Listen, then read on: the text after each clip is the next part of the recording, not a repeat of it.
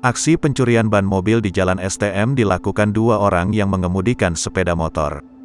Dalam video rekaman CCTV itu terlihat dua pria mencuri ban mobil yang terparkir di Jalan STM, Kota Medan, Senin, tanggal 9 Agustus tahun 2021, sekitar pukul 12.55 waktu Indonesia Barat.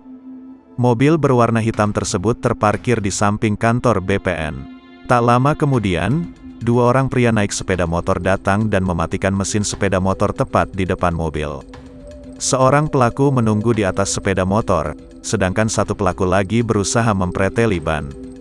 Pelaku tampaknya sangat lihai, karena saat ada warga yang melintas, ia cepat berpaling dan berpura-pura mendekati motornya. Sembari menghisap rokok, keduanya pelaku dengan santai menunggu momen untuk kembali membuka ban mobil.